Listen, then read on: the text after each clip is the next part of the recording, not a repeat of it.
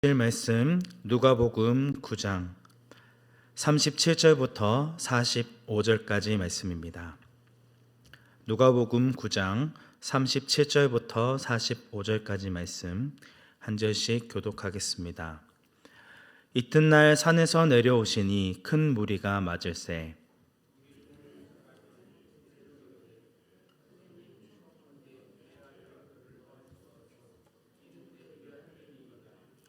귀신이 그를 잡아 갑자기 부르짖게 하고 경련을 일으켜 거품을 흘리게 하며 몹시 상하게 하고야 겨우 떠나가나이다.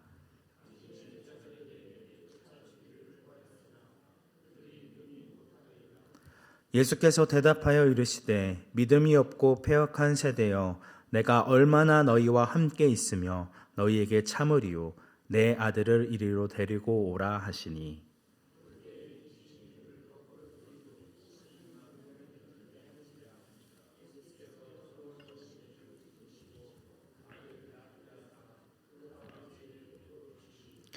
사람들이 다 하나님의 위엄에 놀라니라.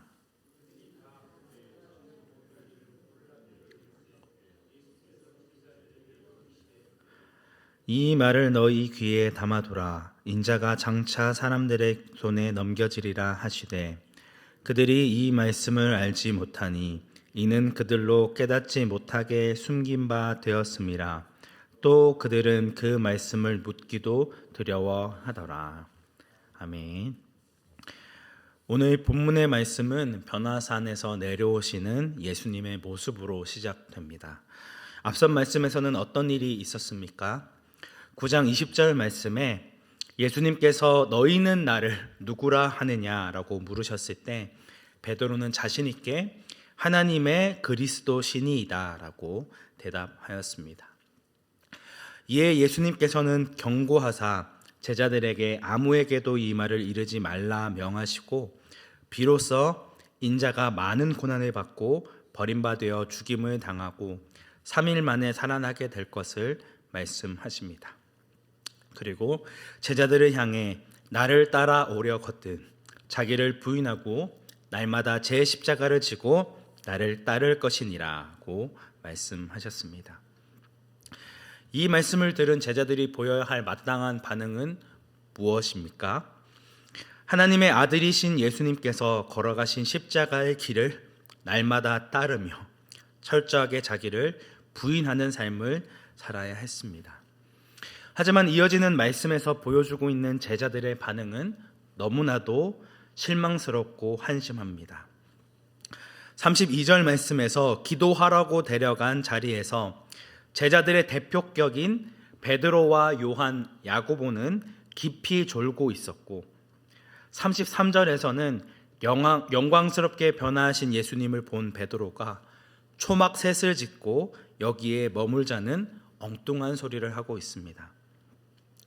그리고 35절에 이는 나의 아들 곧 택함을 받은 자니 너희는 그의 말을 들으라는 하나님의 소리를 들었음에도 불구하고 36절의 제자들의 반응은 잠잠히 그걸 듣고만 있습니다. 하나님의 음성을 들었음에도 불구하고 그 말씀이나 뜻과는 전혀 상관없이 전혀 상관없는 반응을 보였다라고 하는 것이죠. 그런 변화산에 올라가지 않은 다른 제자들은 그들과 다른 반응을 보였을까요? 그들 역시 마찬가지였다는 것을 오늘 본문을 통해 보여주고 있습니다. 산에서 내려오는 예수님을 큰 무리가 환영합니다. 그런데 무리 중 한 사람이 소리를 질러 외칩니다. 선생님 청컨대 내 아들을 돌보아 주옵소서. 이는 내 외아들이니이다.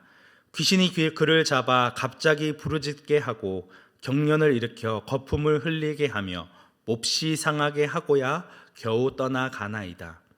당신의 제자들에게 내쫓아 주기를 구하였으나 그들이 능히 못하더이다. 하나밖에 없는 아들이 귀신에 들려서 계속해서 예측불허의 행동을 하자 예수님의 제자들을 찾아가 귀신을 쫓아달라 요청했지만 예수님의 제자들은 귀신을 내쫓지 못하였습니다. 이미 9장 1절 말씀에서 예수님이 모든 귀신을 제어하며 병을 고치는 능력과 권세를 제자들에게 주셨음에도 불구하고 그들은 그 권세를 믿음으로 제대로 행하지 못합니다. 예수님이 하나님이 보내신 그리스도이심을 온전히 신뢰하고 믿지 못하고 있는 것이죠. 이에 예수님께서는 41절 말씀에서 믿음이 없고 패역한 세대여 내가 얼마나 너희와 함께 있으며 너희에게 참으리요 내 아들을 이리로 데려오라고 꾸짖으십니다. 죄송합니다. 그래서 꾸짖는 대상은 이 세대를 뜻합니다. 여기서 믿음이 없고 패역한 세대는 구약 성경에서 하나님이 믿음이 없고 부패한 광야 세대를 꾸짖을 때 사용하셨던 표현입니다. 예수님은 광야에서 이스라엘 백성들의 믿음 없음과 불순종을 탄식하셨던 하나님의 모습을 그대로 보이고 있습니다. 예수님이 하나님의 위치에서 불순종의 사람들을 책망하시는 모습은 그가 앞선 변화산의 사건을 통해 자신이 하나님께 보냄받은 사명자임을 더욱 분명히 알게 되었다는 것을 보여줍니다. 하나님에 대한 믿음이 없고 부패한 이 세대들을 바라보시며 안타까운 마음에 탄식하고 있습니다. 그리고 이어지는 말씀에서 내가 얼마나 너희와 함께 있으며 너희에게 참으리요 라고 말씀하시는데 이 말씀은 제자들을 향한 책망입니다. 예수님을 선지자라고 생각하는 무리들과는 달리 제자들은 예수님을 그리스도라고 생각하고 있었습니다. 그래서 그들에게 장차 있을 이 비밀을 알려주었음에도 불구하고 여전히 믿음이 없는, 여전히 그 말씀을 온전히 받아들이지 못하는 제자들의 모습을 안타까워하고 있습니다. 그래서 그 귀신 들린 아들을 데려오라 말씀하시죠. 그리고 그 아들 안에 있는 더러운 귀신을 꾸짖으시고 아이를 낫게 하십니다. 여기서 더러운 귀신은 이 아이가 예수님에게 나아가지 못하도록 그를 거꾸러뜨리고 심한 경련을 일으키게 만듭니다. 여기서 거꾸러뜨리다 라는 헬라어 단어는 바닥에 집어던지는 동작을 의미합니다. 이 소년이 예수님께 나아가지 못하도록 몸을 만신창이로 만든 것입니다. 그럼에도 예수님의 꾸짖음에 이 귀신은 아이를 떠날 수밖에 없었습니다. 그 어떠한 귀신과 사탄의 방해에도 예수님의 사역을 방해할 수 없다는 것을 보여주고 있습니다. 이에 그 자리에 있던 무리들은 다 하나님의 위엄에 놀랄 수밖에 없었습니다. 오직 하나님만이 행하실 수 있는 일을 예수님께서 행하셨기 때문입니다. 이 이적 사건은 단순히 예수님의 능력만을 보여주는 것이 아니라 예수님의 능력과 제자들의 무능력함을 대조하여 보여주고 있습니다.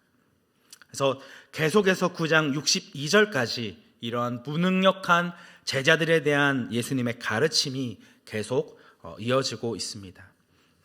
예수님께서는 이 이적 사건 이후에 제자들에게 이렇게 말씀하십니다.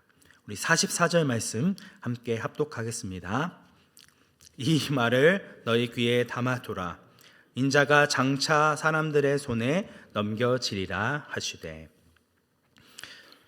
이 말씀은 앞선 43절에서 무리들이 예수님의 이적에 놀라는 것과 완전히 다른 대조를 보이고 있습니다. 지금은 많은 사람들이 예수님을 환영하고 예수님에게 관심을 보이고 있지만 얼마 지나지 않아 무리의 반응과 상황은 바뀌어서 자신을 십자가에 못 박으라 할 것임을 미리 이야기해 주고 있습니다. 제자들은 지금 사람들이 예수님에게 보이는 반응에 속지 말아야 하고 예수님께서 하신 말씀을 주의 깊게 듣고 귀에 담아 두어야 했습니다. 하지만 45절의 말씀과 같이 그들은 예수님의 말씀을 듣고도 알지 못합니다. 하나님이 어떤 계획을 갖고 계신지, 또 자신을 통해서 무엇을 하실지 전혀 깨닫지 못합니다. 물론 나중에 시간이 지나서 비로소 제자들은 하나님이 하시는 일이 무엇인지를 이해할 수 있게 되지만, 지금 이 시점에서는 제자들은 아직 하나님의 계획에 대해 이해하지 못하고 숨겨져 있기 때문에 이것들을 온전히 알 수는 없습니다. 그럼에도 예수님께서는 뭐라 말씀하십니까? 이 말을 너희 귀에 담아두라. 그 말씀 그대로 제자들은 아직 이해되지 않지만 그럼에도 예수님의 말씀을 귀담아 듣고 예수님의 말씀을 믿고 하나님을 온전히 신뢰해야만 했습니다. 하지만 그들은 예수님의 말씀을 깨닫지 못함에도 불구하고 45절 후반절의 말씀과 같이 그 말씀을 묻기도 두려워합니다. 하나님 앞에 자신이 나아가게 될 길을 전혀 묻지 않았다라고 하는 것이죠. 그럼에도 그렇죠.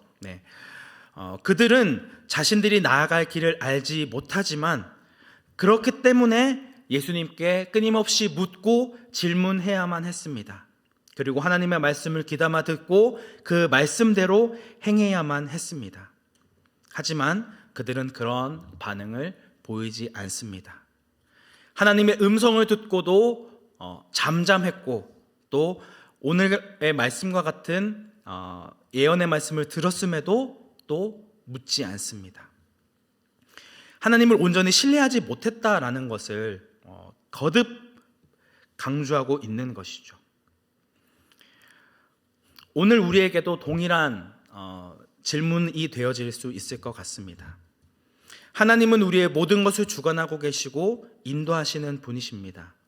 심지어 내가 도저히 이해할 수 없는 길로 우리를 인도하신다 하더라도 그가 우리를 생명의 길로 인도하시는 분임을 믿는다면 그 계획을 알지 못한다 하더라도 하나님을 온전히 신뢰할 수 있습니다. 하나님의 음성에 귀를 기울이고 하나님이 인도하시는 대로 따라가야 한다는 것이죠. 하지만 우리는 제자들과 같이 하나님의 음성을 듣고 예수님 곁에서 수많은 말씀을 들음에도 불구하고 여전히 하나님이 우리에게 주시는 뜻과 사명과 상관없이 내 욕심대로, 내 뜻대로 살아가고 있지는 않은지 돌아보아야 합니다. 아직도 하나님께서 우리를 이 땅 가운데 보내신 목적과 뜻이 무엇인지 알지 못한다면 오늘 본문의 말씀대로 말씀을 묻기를 두려워하여 묻지 않았던 제자들과 같은 모습을 보이지 않고 끊임없이 하나님의 뜻을 구하고 하나님의 인도하심을 구해야 합니다. 이것은 단순히 우리의 직업이 무엇인지를 묻는 것이 아니라 우리의 삶의 방향이 제대로 가고 있는지를 물어야 한다는 것입니다. 제자는 내 방식대로 내가 원하는 대로 예수님을 따르는 자가 아니라 예수님의 말씀하신 대로 그 말씀을 귀에 담아두고 그 뜻대로 살아가는 자입니다. 내가 지금 살아가고 있는 삶의 방향과 모습을 하나님께서 정말 기뻐하고 계실까?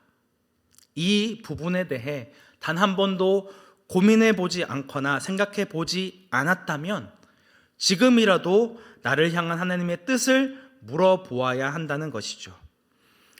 나를 향한 하나님의 계획하심과 목적이 무엇인지 알게 해달라 기도할 때 하나님께서는 우리 각 사람에게 주시는 사명이 무엇인지 분명히 알게 하실 것입니다. 우리 각자가 받은 사명과 삶의 모습은 다를 수 있지만 우리가 함께 가야 할 길은 너무나도 분명합니다. 자신을 내어주시기까지 우리를 사랑하신 예수님의 본을 따라 자기 부인의 겸손함과 사랑과 섬김의 십자가를 지고 그를 날마다 따라가야 한다는 것이죠. 우리에게 주어진 삶의 목적이 무엇이든 주님 주시는 사명을 따라 날마다 자기 십자가를 지고 예수님을 따르는 온사랑교회 성도님들이 되시기를 주님의 이름으로 축복합니다. 함께 기도하겠습니다. 은혜가 충만하신 하나님 아버지, 오늘 본문의 제자들은 하나님의 음성을 듣고 또 예수님 곁에서 수많은 말씀을 들었음에도 불구하고 여전히 믿음 없는 모습으로 하나님의 말씀에 반응하지 않고 또 하나님의 뜻을 구하지 않고 여전히 자신의 뜻과 자신의 행동대로 살아가고 있는 연약한 모습을 살펴봅니다. 오늘 우리의 모습 역시 이 제자들의 모습과 같지는 않은지 다시금 우리의 모습을 돌아보며 주님을 따르는 제자가 되기 원합니다. 오늘 나를 통해 하나님께서 이루고자 하시는 그 뜻이 무엇인지를 구하고 하나님의 인도하심을 간절히 구하는 저희들 되어지기 원합니다. 주님, 오늘 하루의 삶도 인도하여 주시고 하나님의 말씀에 따라 그 말씀에 귀 기울여 온전히 주님의 그 사랑의 길을 걸어 나아가는 복된 하루가 되게 하여 주옵소서. 우리의 유일한 구원자 되시는 예수님의 이름으로 기도드립니다. 아멘.